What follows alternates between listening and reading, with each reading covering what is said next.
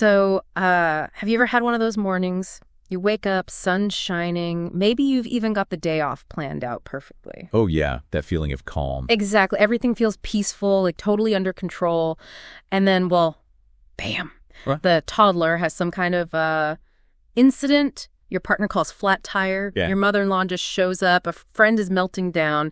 And oh, yeah, your boss needs a quick last-minute meeting. The perfect storm. Right. And just like that, the whole day just spirals into, well, chaos.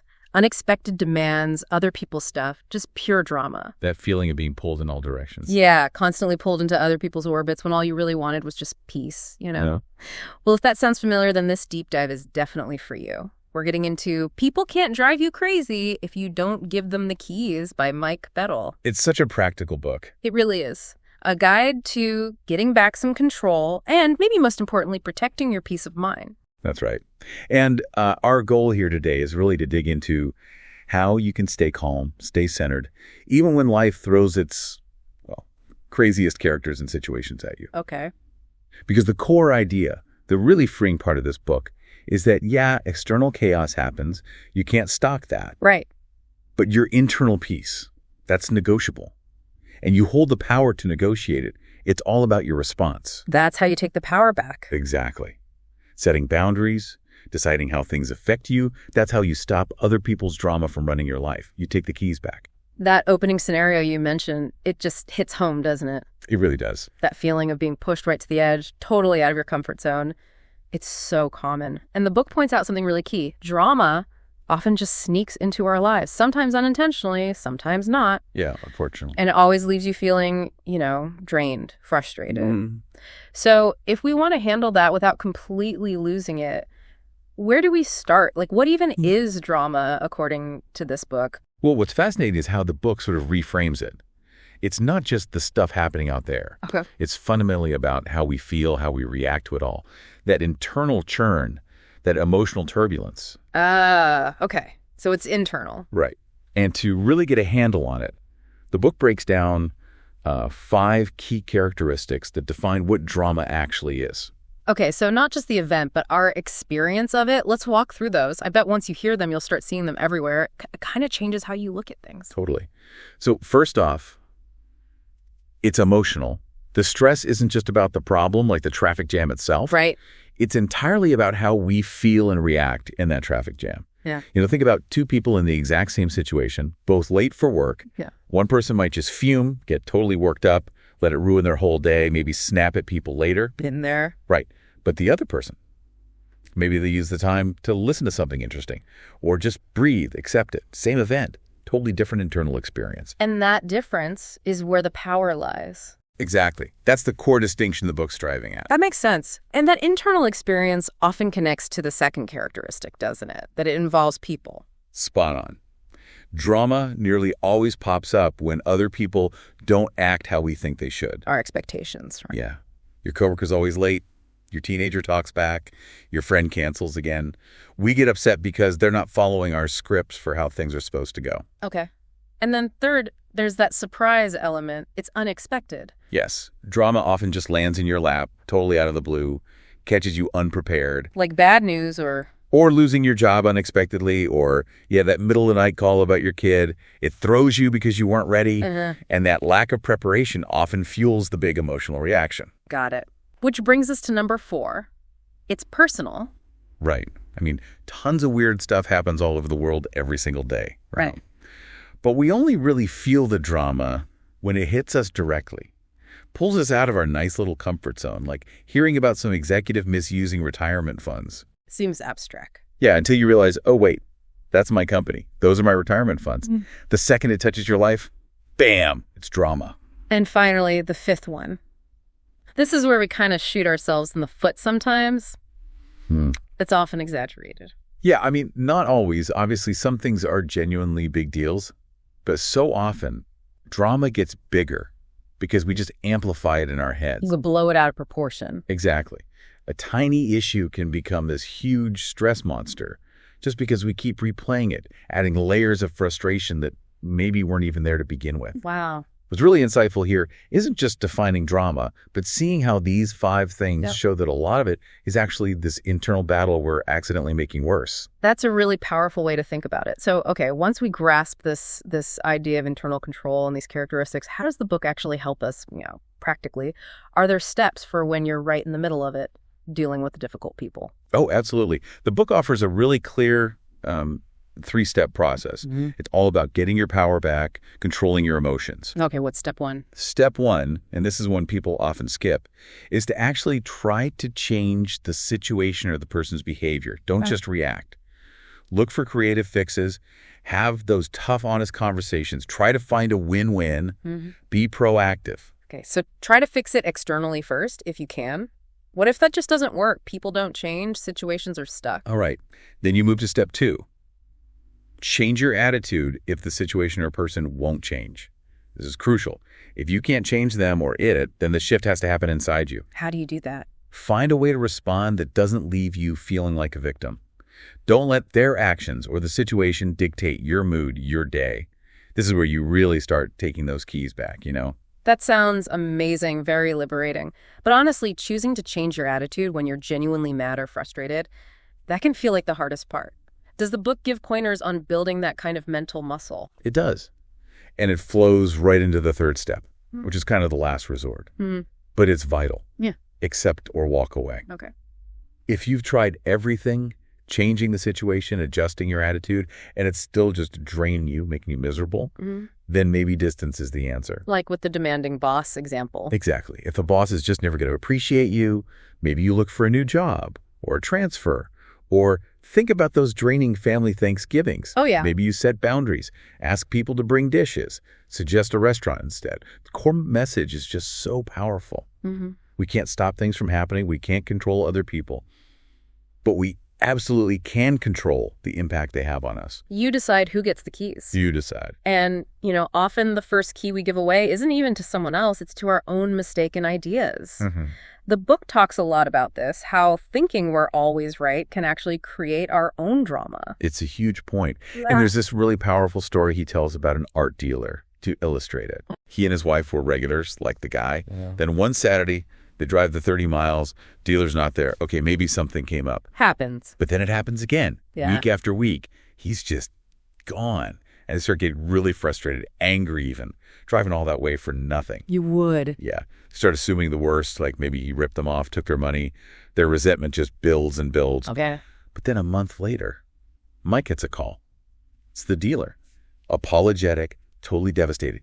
Turns out his only child had suddenly passed away. Oh, wow. Yeah. Yeah. And they realized all that anger, all that frustration, it wasn't really about the situation itself. It was about their completely wrong assumptions. That hits hard. It really does. Yeah. Our perspectives, they're like lenses, right? And if the lens is dirty or flawed with assumptions, we see everything wrong. We react based on bad information. Man, that really makes you stop and think. How often are your emotions, your reactions, driven by assumptions you haven't even checked? Because that story just nails how we give away our peace by writing these stories in our heads that aren't even true. Exactly. The book really drives home that managing drama starts inside.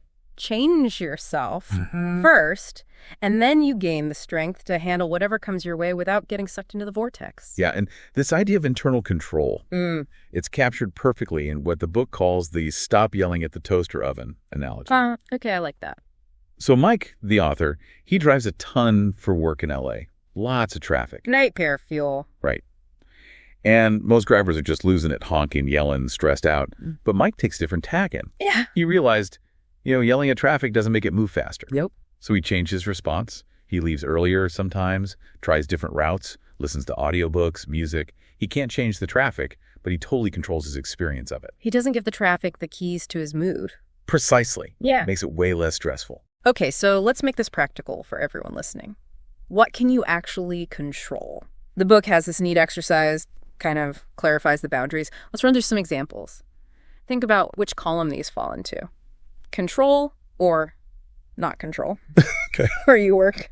Control, mostly. Okay. Other people's opinions of you. Yeah. Definitely not control. What you eat. Control. A flight delay. Ugh. Not control. How you spend your free time. Control. Wars happening somewhere else in the world. Not control. Sadly. Choices you make. Control. Big time. Whether it rains tomorrow. Not control. Your attitude right now. Control. Always. The stock market. Definitely not control. Who you spend most of your time with. Control. You choose. The time the sun rises. Not control. See the pattern. It's pretty clear, isn't it? When you really look at it, the powerful takeaway is, generally, only you are truly in your control zone. Right. Trying to control everything else, all those not control items, that just leads to anger, frustration, stress. It's exhausting. So if someone ticks you off, instead of replaying what they said over and over, letting it eat at you for hours, maybe days, choose a different reaction. Stay calm. Forgive them, maybe just internally. Focus on solutions, not the problem. you free yourself. Exactly. You free yourself from all that unnecessary drama and resentment. That person might still be difficult, but if you don't let them get under your skin, they lose their power. They don't have your keys anymore. Okay, let's pivot this now to relationships, because this is where it gets really tricky, right? We often make this huge mistake. We assume other people want what we want. We project our own stuff onto them. Yeah, we put our expectations on them, and then we're just set up for disappointment when they don't deliver. The book actually tackles 3 really common misconceptions about relationships head on. Yeah, these are good. The first one, if I just present the facts, they'll change. Oh, the logic trap. Totally. You think, if I just lay out all the logical reasons, rationally explain it, they'll see the light and change their attitude or behavior. But logic alone rarely changes deeply held beliefs or ingrained habits. It mostly just wears you out trying. Okay, misconception number 2. I'll only be happy once we're fully connected. Or once they finally get me or act the way I want them to. Relying on someone else for your happiness. Exactly. When you do that, you hand over control of your own emotions, your choices. You can easily end up feeling like their victim. Real fulfillment has to come from inside you first. And the third misconception. If I'm patient enough, they'll change one day. Just hanging in there, enduring negative behavior, thinking, oh, they'll come around eventually. Hope springs eternal, but while you're waiting, you're just absorbing their bad choices, their negativity. People have to take responsibility for themselves, Experience the consequences of their actions. You can't just wait forever, hoping they magically decide to pick up their own keys. it is so easy to fall into those ways of thinking, isn't it? Especially that first one about facts and logic. But the book also flips it and gives us 3 important truths about relationships. These offer a different, maybe healthier perspective. They do. The first truth is kind of sobering. Those who create the most drama are often the ones closest to us. Ouch. But true. Yeah. It's usually partners, family, close friends, the people we invest the most in, not some random person who really have the power to, well, drive us crazy. Okay. Second truth. The past doesn't have to define the future. Even if you've been stuck in a pattern with someone for ages and you think they'll never change, well, maybe they won't, but growth is always possible. Holding on to a little hope, a little openness to change can be valuable. And the third truth. This feels like the big one. It is. You have the choice not to be a victim. Ultimately, only you decide how much power someone or some situation has over you. You can choose to prioritize your own well-being, your own peace, regardless of the chaos swirling around. That's where you exercise your power, keeping your keys. Exactly. That's the ultimate freedom. And this leads perfectly into another really subtle but crucial idea the author talks about. The difference between expectation and expectancy.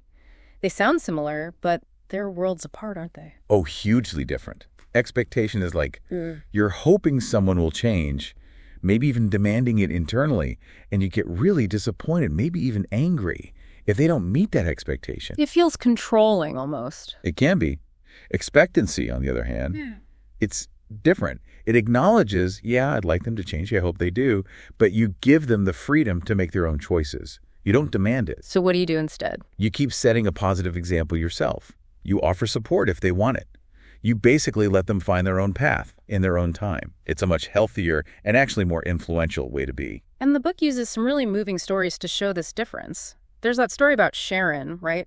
Trying for years and years to get her father's approval. Yeah, just trying to make him happy. And he just stays indifferent, sees her almost as a burden. It's heartbreaking. And it really shows the pain of living with expectation without expectancy, just constant disappointment. Then there's the flip side, like the story of Mike and John's friendship. Right. John, the pastor and piano restorer, he sees young Mike as interested. He doesn't push, just invites him to watch, teaches him slowly, trusts him. Builds his confidence. Exactly. Through trust, not force. Mm. John operated with expectancy, believing in Mike's potential, but letting him grow at his own pace. That's real influence. And the parents, Jim and Carol, with their son Kevin. Yeah, Kevin's rejecting their value seems lost. They don't approve of his choices, but instead of hammering him with expectations, They practice expectancy. they do. They pray for him, stay connected, offer support, but they give him the space, the freedom to figure things out himself. It shows that real influence often comes from trust and patience, not from demanding specific outcomes. It's about creating space for someone else to find their keys. Okay, so wrapping this all together, if we really want to change ourselves first to build these healthier, more peaceful relationships, the book lays out 7 key principles.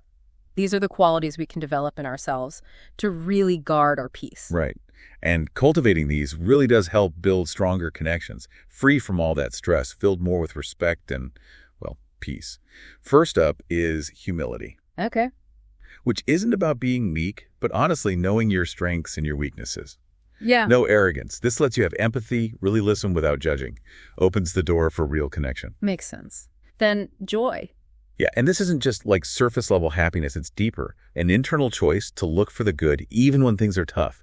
It lifts you up, and honestly, it makes you more pleasant to be around, less likely to get sucked into negativity. And perspective. This feels so tied to not giving away the keys. It absolutely is. It's about not sweating the small stuff, right? Yeah. Managing your emotions when you hit traffic or deal with a demanding boss, keeping that inner calm, remembering what actually matters in the grand scheme of things. Okay. Fourth is patience. This one's tough sometimes. It's about focusing on the process, not just the immediate result. Accepting that growth, healing, change, it all takes time. For everyone, including you. Helps you stay calmer when things aren't changing overnight. And kindness. Choosing compassion, even when your first instinct might be to retaliate or get defensive.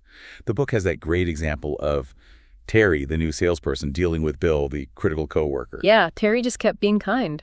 And it eventually transformed the dynamic. Kindness can genuinely shift difficult relationships toward mutual respect. It disarms drama. Sixth is integrity. Basically, doing the right thing even when nobody's looking. Sticking to your values. Yeah. It builds trust, means you're not caught up in drama because you're trying to hide something. It simplifies things. And the last one, commitment. This means standing by the people you care about, even through rough patches. Now, this doesn't mean being a doormat or absorbing all their drama. Right, not becoming a victim. Exactly. It means supporting them, not giving up on them easily, but doing it while still holding on to your own boundaries, protecting your own peace. By working on these qualities within yourself, you build this solid foundation for healthier relationships where you are firmly holding the keys. So wrapping this all up for you listening, what does this really mean as you go about your day?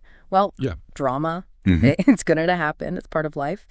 But you always have a choice in how you respond. By really focusing on your own reactions, on what's actually in your control, instead of trying to change things you can't, you can genuinely take those keys back. Just imagine that version of yourself, Yeah. calm, fully in control of your emotions, not thrown off by traffic or long lines or that difficult person at work or home. It sounds like a superpower. It kind of is. And this deep dive really shows that state of clarity, that resilience. Yeah. It's absolutely achievable. It comes down to how you choose to respond. You really do have the power to protect your own peace. Just remember that fundamental idea. Challenges, difficult people. They can't actually harm your peace unless you give them permission, unless you hand over the keys. We really hope this look into people can't drive you crazy if you don't give them the keyways. Gives you some calm, some clarity, and maybe some practical tools to start building those stronger, healthier, less dramatic relationships. So as you go about the rest of your day, what's the one thing that stands out most to you from our conversation today? Just let that thought simmer a bit.